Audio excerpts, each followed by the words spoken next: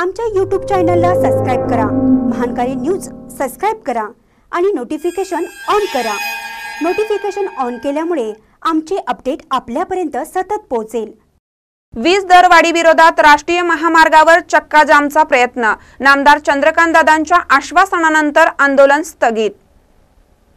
हातकणंगले तालुक्यातील पुलाची शिरोली येथे राष्ट्रीय महामार्गावर डॉक्टर एन.डी. पाटील यांच्या नेतृत्वाखाली वीज दरवाढी विरोधात चक्का जामचा प्रयत्न नामदार चंद्रकांत दादा पाटील यांच्या आश्वासनानंतर मागे घेण्यात आला।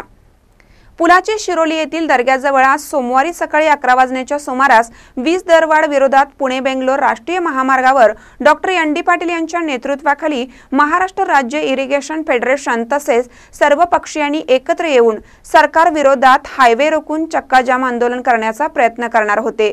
वेळेवर पालकमंत्री चंद्रकांतदादा पाटील यांनी आपल्या मागण्या 31 जानेवारीच्या शेवटच्या दिवसापूर्वी मान्य करून त्याचा GR काढू असं आश्वासन देताच आंदोलन मागे घेण्याचा आदेश एन.डी. पाटील यांनी दिला। आमच्या मागण्या दिलेल्या तारखेस मान्य नाही झाल्या तर चक्का जाम आंदोलन छेडण्याचा इशारा डॉक्टर एन.डी. पाटील यांनी दिला। महानकर न्यूजसाठी शिरोलीहून कॅमेरामन संदीप कांबळेसह कुबेर हंकारे। पर कमी वेळाचं करतो त्यामुळे मी वाचलं की माझं भाषण संपेल।